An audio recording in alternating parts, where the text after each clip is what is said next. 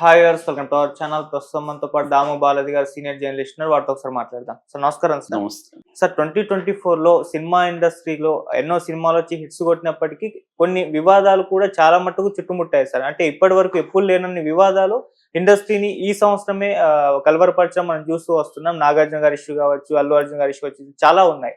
So ఎందుకు ఈ విధంగా ఇంత ఫేస్ చేసింది వివాదాలని సినిమా ఇండస్ట్రీ? దీనికి గల కారణాలు ఏంటి? అసలు ఏ వివాదాలు ఫేస్ చేసింది ఈ ఇయర్ లో సార్? మామూలుగా అన్ని రకాల ఇండస్ట్రీలో వివాదాలు ఉంటాయి కానీ సినిమా ఇండస్ట్రీ అనేసరికి ఏమవుతుందంటే అది పాపులర్ ఇది కాబట్టి, ప్రజలకి ఇంట్రెస్ట్ కాబట్టి, ఎందుకంటే స్క్రీన్ మీద వాళ్ళు కనబడినప్పుడు లార్జర్ దాన్ లైఫ్ ఇమేజ్ అనేది సినిమా వాళ్ళకు ఉంటుంది.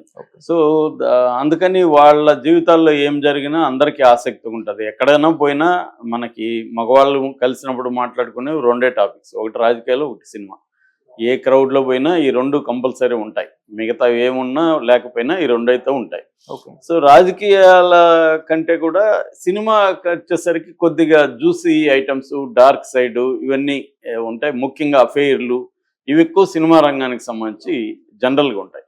అయితే ఈ 2024 విచిత్రంగా మన తెలుగు సినిమా రంగానికి సంబంధించి వివాదాలు ఇప్పటి వరకు మనం ఈ మధ్యకాలంలో ఎప్పుడు ఎన్ని వివాదాలని చూడలేదు. ఒక్క సంవత్సరంలో ఎన్ని వివాదాలు ఎప్పుడు రాలేదు. ప్రధానంగా ఏవేవి వివాదాలు వచ్చాయనేది మనం బ్రీఫ్గా చెప్పుకుంటే, ఫస్ట్ మనకి రాజ్ తరుణ్ అబ్బాయి పెద్ద పాపులర్ కాదు, అతను పెద్ద హీరో కూడా కాదు, ఏదో ఒక చిన్న రేంజ్లో అతను పాటుకెళ్తున్నాడు. కానీ లావణ్య అనే ఒక అమ్మాయి అతన్ని దాదాపు నెల 2 నెలల పాటు అదే నడిచింది వాళ్ళిద్దరు వ్యవహారం. తనని లైంగికంగా తను యూజ్ చేసుకొని వదిలేశాడని, దాంతో అది పెద్ద వివాదంగా మారిపోయింది. సో ఆ తర్వాత అది సద్దుమణింది. దాని తర్వాత మనకి జానీ మాస్టర్ ఆల్రెడీ పాపులర్, అతను ఆల్రెడీ నేషనల్ అవార్డు కూడా వచ్చింది.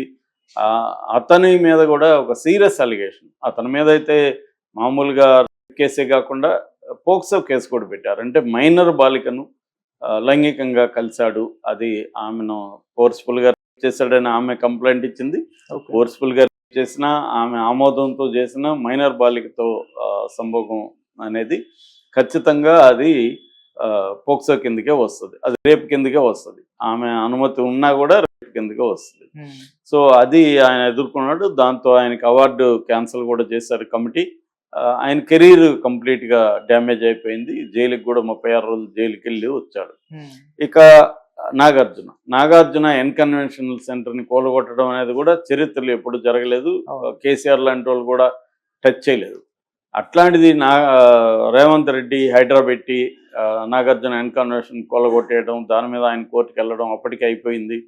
సో ఇది రేవంత్ రెడ్డికి మంచి పేరు తీసుకొచ్చింది, ఒక ప్రజల్లో ఒక హీరోయిక్ ఇమేజ్ తీసుకొచ్చింది. కానీ అట్లాగే ఈయనకి కూడా నెగిటివ్ కూడా అయింది. ఎందుకంటే ప్రజల ఇది చెరువులను ఆక్యుపై చేసి, దుర్గం చెరువును ఆక్యుపై చేసుకుని కట్టుకున్నాడని ఒక నెగిటివ్ ఇది కూడా నాగార్జునకు వచ్చింది. దాని తర్వాత అదే నాగార్జున ఫోన్ ట్యాపింగ్కి సంబంధించి లింక్ చేసి కేటీఆర్, ఇటు నాగ చైతన్య, సమంత విడిపోవడానికి కారణం కేటీఆర్ ఫోన్ ట్యాపింగ్ అని, ఆ కేటీఆర్ దగ్గరికి సమంతను పంపించమని కేటీఆర్ అడిగాడని, నాగార్జున కూడా పొమ్మని చెప్పాడని, అందుకనే అమ్మాయి వెళ్ళిపోయిందని ఒక తీవ్రమైన ఆరోపణ. నాగార్జున ఫ్యామిలీ, అక్కినేని ఫ్యామిలీ మీద ఈ స్థాయిలో ఇంత తీవ్రమైన ఆరోపణలు ఇప్పటివరకు ఎవరు చేయలేదు. కొండా సురేఖ, అది సాక్షాత్తు కాంగ్రెస్ మంత్రి చేయడం, దాన్ని ఎవరు కాంగ్రెస్లో ఖండించలేదు ఇప్పటివరకు. ఆమెకి ఏ రకమైన పనిష్మెంట్ లేదు.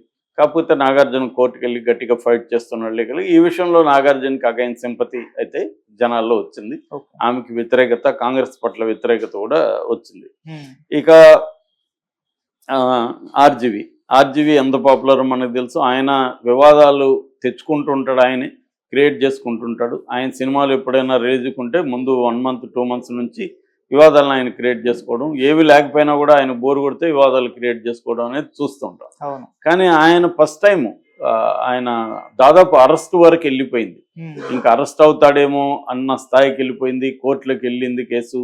ఆయన మీద ఎప్పుడూ లేని స్థాయిలో మీడియా చాలా ఘోరంగా ఆయన్ను ప్రొజెక్ట్ చేసింది. ఆయన మామూలుగా అయితే తనకి యాంటీగా ఎవరు మాట్లాడినా ఆయన పట్టించుకోడు, పైగా ఆనందిస్తాడు. కానీ అట్లాంటిది ఆయన కూడా ఇరిటేట్ అయ్యాడు, ఆయన కూడా బాధపడ్డాడు, సఫర్ అయ్యాడు దీనివల్ల. అంటే రామ్ గోపాల్ వర్మను కూడా సఫరింగ్ లైక్ తీసుకురాగలిగింది, బాధ పెట్టగలిగింది ఈ ఇష్యూ. ఆ మేరకి లోకేష్ కానీ అక్కడ పవన్ కళ్యాణ్ కానీ సక్సెస్ అయ్యారు. జైల్లో పెట్టలేకపోయినా ఆయన ఇబ్బంది అయితే పెట్టగలిగారు. సో దానివల్ల ఆయన ఏమైనా తగ్గుతాడంటే చెప్పలేం, కానీ ఓవరాల్గా అయితే రామ్ గోపాల్ వర్మ అయినా ఇంకొకరు అయినా మేము వదలము అనే ఒక సిగ్నల్ అయితే వాళ్ళు ఇవ్వగలిగారు ఆ కేసులో. ఏదేమైనా ఆయనకి ముందస్తు బెయిల్ వచ్చింది కాబట్టి సేవ్ అయితే ప్రస్తుతానికి అయ్యాడు. కానీ అది మళ్ళీ వాళ్ళు ఎప్పుడు కావాలన్నా దాని పైకి లేపగలరు. రామ్ గోపాల్ వర్మ మళ్ళీ ఎప్పుడైనా కొంత వాళ్ళ భాషలో తోకాడిస్తే మళ్ళీ ఆ కేసును ముందుకు తీసుకెళ్ళగలరు. అట్లాగే గవర్నమెంట్లో ఫైబర్ నెట్ నుంచి ఈయనకి 2 కోట్లు ముట్టిందన్న ఒక వాదన కూడా బయటికి తీసుకొచ్చారు. దాని మీద కూడా ఈయన కోపంగా నేను నోటీసులు ఇస్తాను మీడియాకి అని కూడా అనౌన్స్ చేశాడు. అది ప్రస్తుతానికైతే ఇది ఉంది. ఇవన్నీ కూడా టు బి కంటిన్యూడ్. ఇవన్నీ అంటే నాగార్జునది కంటిన్యూ అవుతుంది 2025లో, ఎందుకంటే అది కేసు కోర్టులో ఉంది. తర్వాత రాజ్ తరుణ్ది కంటిన్యూ అవుతుంది. ఇటు వీళ్ళందరిది రాజ్ తరుణ్ది అవుతుంది, జానీ మాస్టర్ది అవుతుంది, వీళ్ళందరూ కూడా కంటిన్యూ అవుతాయి. ఫుల్ స్టాప్ లేదు వీటికి. ఇక మోహన్ బాబుది మొన్ననే చూసాం, అది కూడా ఫుల్ స్టాప్ లేదు. 24 వరకు డెడ్ లైన్ పెట్టాడు కమిషనరు సుధీర్ బాబు. 24 తర్వాత మోహన్ బాబు వెళ్ళి అటెండ్ అవ్వాలి విచారణకి అటెండ్ అవ్వకపోతే అరెస్ట్ వారెంట్ ఇష్యూ చేస్తామని కూడా ఆయన హెచ్చరించారు. ఆల్రెడీ గన్స్ కూడా అక్కడ చిత్తూరు జిల్లాలో గన్స్ కూడా హ్యాండ్ ఓవర్ చేశాడు. ఆయన రంజిత్ అనే ఒక TV9 విలేకరిని కొట్టించడంతో ఆయన మీద మొట్టమొదటిసారిగా హత్యానేరం మోపబడింది. అది కూడా అరెస్టు వాళ్ళ ఇంటి దగ్గరికి వెళ్ళింది. సో చివరికి ఆయన సారీ చెప్పాడు. కొంత వాళ్ళతో ఏదో ఒప్పందం కుదుర్చుకున్నట్టుగా అర్థమవుతుంది. కేసు విత్డ్రా చేసుకోమని. ఏదేమైనా మోహన్ బాబుకి డిఫికల్ట్ టైమ్స్. ఒక లీగల్గా ఈ ఇబ్బందులు ఉంటే ఫ్యామిలీ ఇప్పటికి కూడా మొన్న కూడా పంచదార పోసాడు జనరేటర్లు అని అతను మనోజ్ ఆరోపించాడు. సో ఈ రకంగా వాళ్ళ ఫ్యామిలీ అయితే ఈ మధ్యకాలంలో ఎప్పుడు లేనంతగా బదనమైంది. ఇక పోసాని ఆలీ ఇద్దరు కూడా రాజకీయాల్లో యాక్టివ్గా ఉండాలనుకున్నారు. ముఖ్యంగా పోసాని చాలా యాక్టివ్గా ఉన్నాడు. ఆయనకి మంచి పదవి కూడా ఇచ్చాడు జగన్. కానీ అట్లాంటిది తెలుగుదేశం జనసేన దెబ్బకు పోసాని విరమించుకొని అసలు నేను నోరు కుట్టేసుకుంటా, ఇంక నోరే తెరవనన్న పద్ధతిలో ఆయన వెళ్ళిపోయాడు. ఆలీ కూడా సైలెంట్కి వెళ్ళిపోయాడు. ఇది కూడా ఒక ఇదే అని చెప్పొచ్చు. అది కూడా ఆగినట్టు చెప్పలేము. పోసాని మీద 50 కేసులు ఉన్నాయి. వాళ్ళకి ఎప్పుడు కాలినా మళ్ళీ ముందుకు తీసుకొచ్చే అవకాశం ఉంది. అట్లాగే హేమ డ్రగ్ అండ్ ఈ పార్టీలు రేవ్ పార్టీల ఇది కూడా కలకలం లేసింది. 2-3 సార్లు వచ్చాయి సినిమా ఇండస్ట్రీ మీద. డ్రగ్స్ ఎవరి అయితే వస్తూ ఉంటుంది, కానీ ఒక డ్రగ్స్ కేసులు అరెస్ట్ అయ్యి జైలుకు పోయి ఇచ్చిన పరిస్థితి అయితే ఎవరు లేరు ఇప్పటి వరకు సినిమా, ముఖ్యంగా మహిళలు. సో ఈమె వెళ్ళి రావడం అనేది అదొక ఇది. అట్లాగే పూనం కౌర్ త్రివిక్రమ్ శ్రీనివాస్ మీద డైరెక్ట్గానే ఆమె అతను ఒక లైంగికంగా అత్యాచారం చేశాడన్న పద్ధతిలో ఆమె ఆరోపించింది. కానీ ఫిల్మ్ ఛాంబర్ ఏమో ఆయన కంప్లైంట్ ఇవ్వకుండా ఇలాగ పెట్టడం వల్ల మేము ఎట్లా ఎంక్వైరీ చేయలేం కదా, ఆమె కంప్లైంట్ ఇస్తే రిటర్న్గా మేము దీని మీద చర్య తీసుకుంటాం అనేది ప్రకటించింది. కానీ పూనం కౌరు దానికి సిద్ధంగా ఉన్నట్టు కనబడలేదు. ఆమె ఎంతసేపటికి పవన్ కళ్యాణ్ మీద త్రివిక్రమ్ మీద ఇండైరెక్ట్గా మాట్లాడుతుంటారు తప్ప డైరెక్ట్గా నీకా లేకపోతే నీ ఫ్రెండ్స్కా ఎవరికైనా వీళ్ళ వల్ల అన్యాయం జరిగి ఉంటే వచ్చి కంప్లైంట్ ఇవ్వాలి. ఆ పని ఆ అమ్మాయి చేయట్లేదు. అట్లాగే డైరెక్ట్గా సినిమా ఇండస్ట్రీకి లింక్ లేకపోయినా శ్రీరెడ్డి ఆమె కూడా ఒకప్పుడు సినిమా ఇండస్ట్రీ నుంచి వెళ్ళింది.